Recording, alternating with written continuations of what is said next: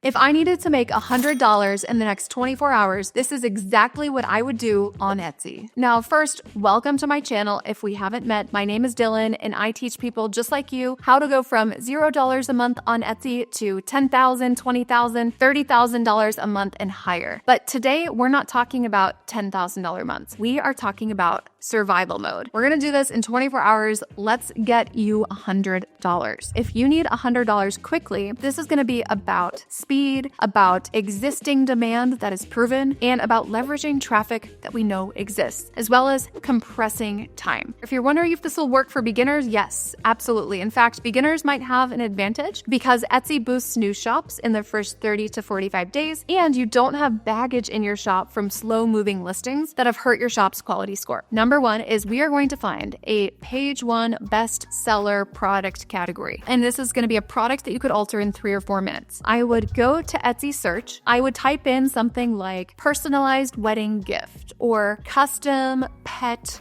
gift or engraved decor or party decoration or name decor or name gift. And I'm going to look for listings that have strong bestseller badges and high review counts, and take note of commonalities of things that rank at the top. Color schemes, photo style. Is this a lifestyle photo? A flat lay? Is it on model? Is it off model? Do they have a lot of text overlays or none at all? We're not looking at the little nuances of someone else's designs so we can copy them. Not at all. And here's the key. I highly recommend it falls into one of 2 categories. Sourced by a seller item, which means you're buying and reselling it. So supply category is perfect. Birthday party, decorations, and so forth, that's perfect. Or altered items, which are handmade items that you are altering in some way. Engraving something, using a gold foil stamping method on it, putting a vinyl decal on it, painting part of it. And we want to make sure that with this altered item, we're targeting the right audience. We are making the value proposition different. We're not taking the nuances of someone else's product and putting it into ours. We're simply wanting to fit into those search results. So I'm going to go to Etsy and I'm going to look up engraved baby gift. And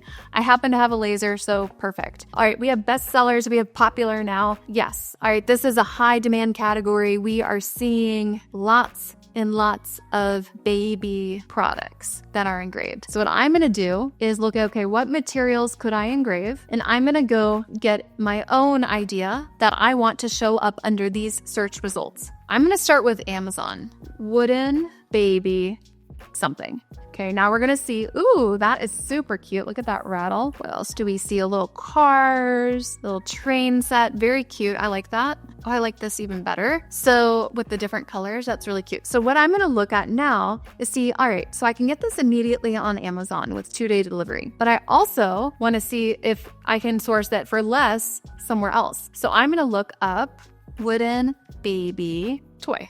And because I want to know long-term, could I source this for less? Actually go car toy. Oh, there we go. All right.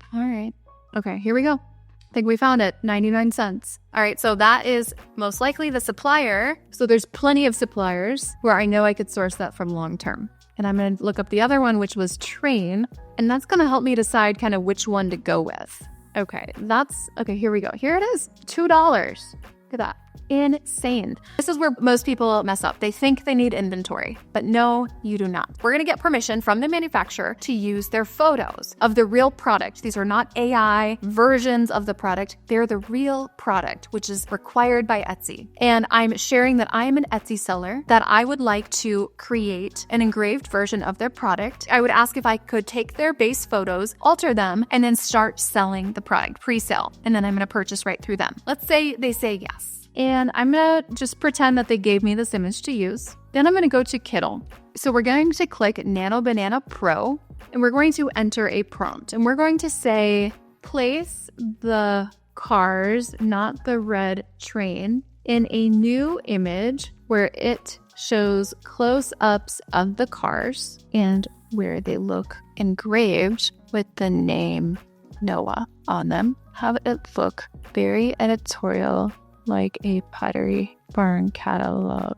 So we are getting some options. So this becomes a totally new photo. The product itself is the original cars, but remember, you have to keep the integrity of what the product is the exact same. As you can see, we are getting photos of this product without buying inventory, without investing cash into it, and ultimately without risk, because we can publish this listing. And if it doesn't sell, we didn't put the time and money into making the thing and buying the thing and holding the thing. So we are really compressing time, and it's allowing me to get a product up in my shop within minutes. Now here's the next part. You can't start by pricing for profit. You have to price for order velocity. So I might price this, let's say train set, $54. All right. I might charge, instead of $49.99, I know my cost on that's like $2. I might charge something like $14.99 plus shipping, when the full price would be like $49.99. Maybe the next order I sell for $24.99. All right, now we're really making a profit. Then I might go $34.99 and then just keep raising the price. So my first orders happen the fastest, and I can get to the $100 in profit very quickly. And then essentially the challenge is complete. Once the order occurs, I order from my Amazon supplier, I get it in-house, I alter it, or if it's a sourced by a seller product like party decor, I simply take out the units that that person purchased, package it, and ship it. And this way I can literally be paid by Etsy for the product before I ever pay for the product. So that's what I'm doing on my first couple of orders. I'm only ordering it when someone buys it. And then once I have proof of concept, then I can start to actually invest in the inventory from the supplier where it's $2. If I had a new shop, I would be doing this with 10 to 20 listings. So essentially pre-selling. And I would focus in on one customer type, multiple products at multiple price points. For an existing shop that has slow sales, I would actually go ahead and disable all the dead listings that we're not actively selling, and then identify the highest traffic listings. And then I would immediately do this strategy on those existing listings. And then as the next step, we're going to add up to the 10 listings of new items we're going to pre-sell, taking care of our current listings, adding in the new ones. So, we've accomplished the mission of making $100, but let's talk about how we can make the real money. Where would I drive that traffic from today? Definitely Facebook groups. That's first. Warmest leads, for example, wedding planning groups, or dog mom groups, or travel nurses groups, or postpartum new mom groups. And then the second part is Pinterest. And this is going to require a volume of pins. We are optimizing our listings for Pinterest, and Pinterest compounds. So what you do here will help you 10 years from now. And then the third step would be direct outreach. This would be where you are reaching out to local businesses, event planners, coaches, attracting more of that B2B or commercial customer. So to break things down, if you're trying to get $100 in 24 hours, you're going to